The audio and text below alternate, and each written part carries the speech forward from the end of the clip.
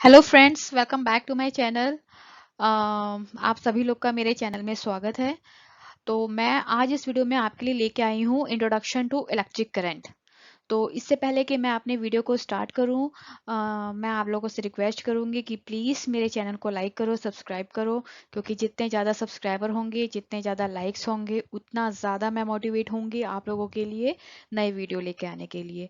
तो चलिए स्टार्ट करते हैं अपना वीडियो। सो फ्रेंड्स, इस वीडियो के जो कंटेंट हैं वो है concept of atoms. Electric current को समझने से पहले आपको ये समझना बहुत जरूरी है कि एटम्स क्या होते हैं। फिर मैं आपको बताऊंगी व्हाट आर इलेक्ट्रिक चार्जेस। उसके बाद मैं आपको बताऊंगी definition of electric current. And then at last we will discuss how electricity works in an electrical circuit. एक इलेक्ट्रिक सर्किट में इलेक्ट्रिसिटी कैसे काम करती है, वो सारी मैं आपको इस वीडियो में बताऊंगी। सो फ्रेंड्स, एटम्स क्या होते हैं? एटम्स, सपोज कि आपने कोई भी एक पदार्थ लिया, कोई भी आपने एक पार्टिकल लिया, उसको आप इतने टुकड़ों में उसको आप डिवाइड करिए कि लास्ट में जो भी आपने एक टुकड़ा उठाया उसको आप फर्दर नहीं डिवाइड कर पाओ, उसको आप फर्दर नहीं उसके टुकड़े कर पाओ। तो लास्ट में वो टुकड़ा जहाँ पे आपका जो है स्प्लिट करना आप बंद कर दे, जहाँ पे वो फर्दर स्प्लिट ना हो पाओ, उस टुकड़े को हम कहेंगे atom. So atoms are defined as the basic building blocks of matter. It is the smallest constituent unit of matter that possess the properties of the chemical elements. Right?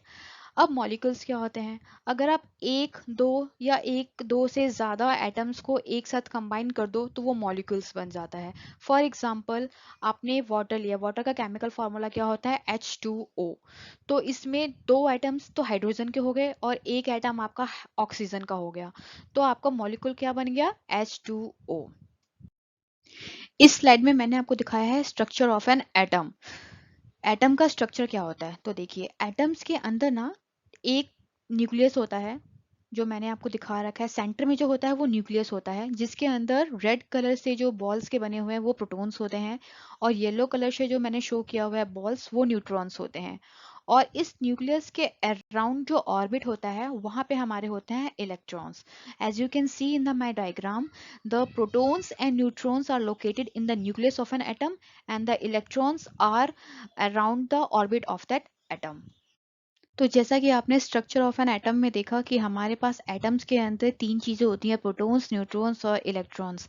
इनमें से प्रोटॉन्स जो होते हैं वो पॉजिटिवली चार्ज होते हैं, जिसको हम डिनोट करते हैं P+ से।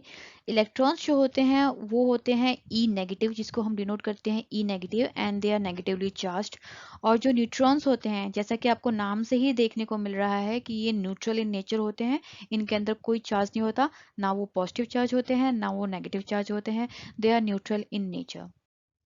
सो स्टूडेंट्स, जैसा कि आपको पता है हमारे पास दो पोल्स होते हैं, नॉर्थ पोल और साउथ पोल। जब नॉर्थ पोल जो है एक दूसरे नॉर्थ पोल के पास में आता है तो वो क्या होता है? एक दूसरे से रिपेल होता है। मगर अगर एक नॉर्थ पोल और एक साउथ पोल एक दूसरे के पास में आएंगे तो वो अट्रैक्ट होता है। इन अ सेम मैनर हम बात करेंगे प्रोटॉन्स की और इलेक्ट्रॉन्स की। तो जब एक प्रोटॉन दूसरे प्रोटॉन के पास में आता है तो वो इलेक्ट्रोस्टैटिक फोर्स की वजह से एक दूसरे से रिपेल करेंगे। मगर अगर एक प्रोटॉन जो है वो इलेक्ट्रॉन से के पास में आता है, मतलब दोनों अपोजिट इन नेचर होंगे, एक प्रोटॉन होगा और एक इलेक्ट्रॉन होगा, तो वो जब में एक दूसरे के पास आएंगे तो इलेक्ट्रोस्टैटिक फोर्स की वजह से वो दोनों आपस में अट्रैक्ट होंगे। तो कहने का मतलब ये है कि जब भी कोई दो चीज जो लाइक इन नेचर होती हैं, जो एक जैसी होती हैं, वो रिपेल करती हैं, और जो अपोजिट इन नेचर होती हैं वो अट्रैक्ट करती हैं एक दूसरे को, मतलब एक दूसरे के पास आने चाहती हैं। तो अ, हम एटम की बात कर रहे हैं, तो एटम में क्या होता है? एक न्यूक्लियस होता है जहाँ पे हमारे प्रोटॉन्स और न्यूट्रॉन्स लोकेटेड होते हैं। एटम्स के पास न्यूक्लियस के अराउंड में क्या होते हैं? ऑर्बिट्स होते हैं।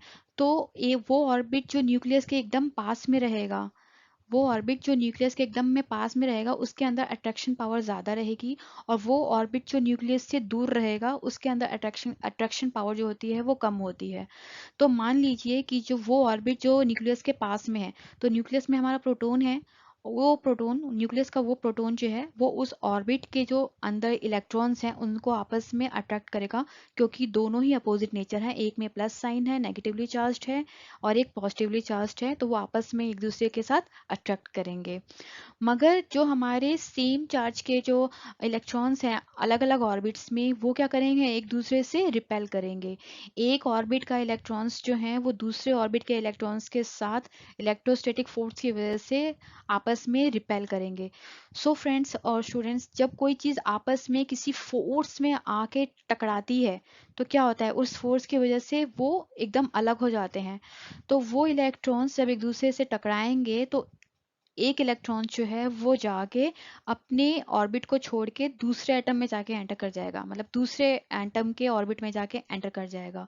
फिर सेम प्रोसेस होगा, वो इलेक्ट्रॉन्स जब दूसरे ऑर्बिट में पहुंचेगा वहां पे इलेक्ट्रॉन्स के साथ वो रिपेल करेगा क्योंकि सेम चार्जेस हैं।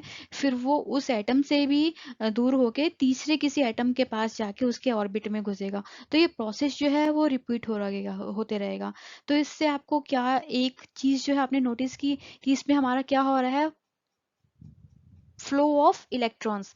एक इलेक्ट्रॉन्स जो फ्लो होके दूसरे एटम में आए, दूसरे एटम से फ्लो होके तीसरे में आए, तो इनका कंटिन्यूसली जो है वो फ्लो होते जा रहा है। तो इस फ्लो ऑफ करंट जो होता है, इससे इससे इसी को हम कहते हैं इलेक्ट्रिक करंट। जब आपका फ्लो ऑफ इलेक्ट्रॉन्स होगा, दैट मीन्स वहां पे आपका फ्लो ऑफ करंट होगा। वो मैं आपको आगे के स्लाइड में दिखाऊंगी। ये इमेज में जो आपको दिखाई दे रहे हैं इनका नाम है Thomas Edison. He was the first scientist who invent electric light bulb इन 1879। तो आपसे दो क्वेश्चन पूछे जा सकते हैं कि कौन वो साइंटिस्ट हैं जिन्होंने पहला इलेक्ट्रिक लाइट बल्ब को इन्वेंट किया, तो आपके पास आंसर होगा थॉमस एडिशन। या दूसरा क्वेश्चन आपसे ये भी पूछा जा सकता है कि कौन से ईयर में पहला इलेक्ट्रिक लाइट बल्ब को इन्वेंट किया गया था, तो आपके पास आंसर होगा 1879। सो फ्रेंड्स, अगर आपसे दोनों ही क्वेश्चन पूछ लिए जाएं तो आई होप कि आपके पास आंसर है दोनों ही क्वेश्चंस का। So definition of electric current students, मुझे लगता है कि अब इलेक्ट्रिक करंट की डेफिनेशन जो है वो आपको समझ में आ गई होगी। इलेक्ट्रिक करंट क्या होता है, जहाँ पे फ्लो ऑफ इलेक्ट्रॉन्स होगा वहाँ पे हमारा फ्लो ऑफ करंट होगा। मगर क्या ये फ्लो ऑफ इलेक्ट्रॉन्स जो होगा वो कहीं पे भी किसी भी मटेरियल में हो जाएगा? No. Flow of electrons only metals में होगा, कंडक्टर्स में होगा। नॉन मेटल्स में फ्लो ऑफ इलेक्ट्रॉन नहीं होगा, तो वहाँ पे कोई फ्लो ऑफ इलेक्ट्रॉन्स और फ्लो ऑफ करंट नहीं होगा। तो डेफिनेशन उसके अकॉर्डिंग ये बन गई, an electric current is a flow of particles or electrons flowing through wires and component. It is the rate of flow of charge. If the electric charge flow through conductor, we can say there is an electric current in the conductor. The electric current flow in only one direction, but it can flow in reverse direction also. मतलब electric current जो है वो एक ही direction को follow करती है, मगर वो अपने डायरेक्शन को उल्टी भी कर सकती है। हाउ इलेक्ट्रिसिटी वर्क्स, जैसा कि मैंने आपको बताया, मेटल्स के अंदर जो होगा वो हमारे इलेक्ट्रॉन्स वो मूव करते हैं from one position to another position. जो इलेक्ट्रॉन्स होते हैं मेटल्स के अंदर, वो अपनी एक पोजीशन को छोड़ के दूसरी पोजीशन में मूव करते हैं। मगर अगर हम नॉन मेटल्स की बात करें, वहाँ पे जो इलेक्ट्रॉन्स होते हैं वो फिक्स होते हैं अपनी पोजीशन पे, वो मूव नहीं करते। तो जो मूव नहीं करते हैं इलेक्ट्रॉन्स, उनको हम कहेंगे स्टैटिक इलेक्ट्रिक चार्जेस। मगर जो इलेक्ट्रॉन्स हमारे मूव करते हैं एक पोजीशन से दूसरी पोजीशन पे, जैसे कि मैंने मेटल्स में बताया, उन इलेक्ट्रॉन्स को हम कहेंगे मूविंग इलेक्ट्रिक चार्जेस। तो आप देख सकते हैं सर्किट डायग्राम में मैंने एक बैटरी आपको ले रखी है, एक लेफ्ट हैंड साइड में बैटरी है और राइट हैंड साइड में बल्ब है। दोनों के बीच में हमने कनेक्ट किया हुआ है कंडक्टर, जिसके अंदर हमारी मेटल की वायर होगी, मोस्टली कॉपर होती है और सिल्वर होती है। तो जब हम सप्लाई देंगे वोल्टेज को, तो सर्किट जो है हमारा, वायर जो करंट फ्लो ऑफ इलेक्ट्रॉन हो जाएगा वो माइनस से स्टार्ट होके एलईडी बल्ब में जाएगा, फिर बल्ब से होके हमारा positive terminal of the battery जाएगा। तो हमारा सर्किट जो है वो कंप्लीट हो रहा है, फ्लो ऑफ इलेक्ट्रॉन्स हो रहा है। तो जहाँ पे फ्लो ऑफ इलेक्ट्रॉन्स होगा वहाँ पे हमारा फ्लो ऑफ करंट हो जाएगा। फ्लो ऑफ इलेक्ट्रॉन्स किस डायरेक्शन में था, माइनस से लेके plus terminal of the battery. तो फ्लो ऑफ करंट क्या होता है, इलेक्ट्रॉन्स के फ्लो के एकदम अपोजिट होता है। तो करंट की डायरेक्शन क्या हो जाएगी, positive terminal of the battery से लेके थ्रू बल्ब एंड देन हमारे negative terminal of the battery जाएगी। तो इन केस में हमारा बल्ब जो है वो ग्लो करेगा। तो जो लेफ्ट हैंड साइड में ड्रॉ है सर्किट, वो जो पिक शो हो रही है वो है हमारा इलेक्ट्रिक डायग्राम। अगर हम बात करेंगे इसके सर्किट डायग्राम की, तो इसका सर्किट डायग्राम जो है वो राइट हैंड साइड पे मैंने शो कर रखा है। बल्ब को हमने रिप्रेजेंट किया है वो छोटे से सर्कल के अंदर जो एक सिंबल दे रखा है वो बल्ब का रिप्रेजेंटेशन होता है। बैटरी को हमने रिप्रेजेंट किया है दो लाइंस के साथ, एक बड़ी लाइन है एक छोटी लाइन है, वो बैटरी का सिंबल होता है। तो जैसे ही हमने पावर सप्लाई ऑन किया, वोल्टेज सप्लाई हमने दिया, तो हमारा फ्लो ऑफ इलेक्ट्रॉन्स होगा वो किस डायरेक्शन में होगा, माइनस से प्लस। तो करंट की जो डायरेक्शन है वो क्या होगी, प्लस से होते हुए जो बड़ा वाला लाइन से है उसके थ्रू जाएगा, प्लस टर्मिनल से होते हुए बल्ब के पास से होते हुए negative terminal of the battery जाएगी। मैंने सिंबल के थ्रू आपको दिखा रखा है करंट के डायरेक्शन। सो स्टूडेंट्स, जैसा कि मैंने आपको बताया कि जो फ्लो ऑफ करंट है वो एक ही डायरेक्शन में करती है, मगर वो अपना डायरेक्शन को है वो रिवर्स भी कर सकती है। तो सपोज कि मैंने बैटरी का जो पॉजिटिव टर्मिनल है उसको हमने लाइट के नीचे वाले टर्मिनल से कनेक्ट कर दिया, और जो बैटरी का नेगेटिव टर्मिनल है उसको हमने इंटरचेंज कर दिया बल्ब के ऊपर वाले पोर्शन के टर्मिनल से। तो उस केस में क्या होगा, बैटरी की जो पोलैरिटी है प्लस की जगह माइनस आ जाएगा और माइनस की जगह प्लस कर देंगे, डायरेक्शन जो है वो चेंज हो जाएगी जैसा कि मैंने आपको दिखा रखा है। बट दोनों ही केस में आपका एलईडी ग्लो करेगा, क्योंकि जो आपका सर्किट है वो कंप्लीट हो रहा है। Positive terminal of the battery जो है वो बल्ब के दूसरे टर्मिनल से कनेक्टेड है, और negative terminal of the battery है वो एलईडी बल्ब के एक दूसरे टर्मिनल से कनेक्टेड है। तो दोनों ही केस में आपके जो टर्मिनल्स हैं वो कनेक्टेड है, सर्किट पूरा हो रहा है, पावर सप्लाई ऑन है, फ्लो ऑफ इलेक्ट्रॉन्स हो रहा है।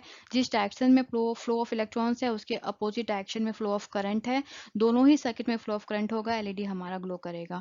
सो फ्रेंड्स, ये वीडियो यहीं पे ख़त्म हुआ। आपको समझ में आ गया कि फ्लो ऑफ इलेक्ट्रॉन्स जो होते हैं उसकी वजह से फ्लो ऑफ करंट होता है, फ्लो ऑफ करंट की वजह से हमारा एलईडी ग्लो करता है।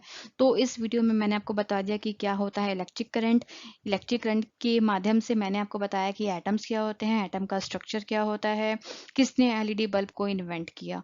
सो आई होप कि आपको मेरा ये वीडियो पसंद आया हो। अगर आपको मेरा ये वीडियो पसंद आया हो तो प्लीज़ इसको do like and do subscribe. फिर मिलते हैं अपने नेक्स्ट वीडियो के साथ। टिल देन अपना ध्यान रखिए।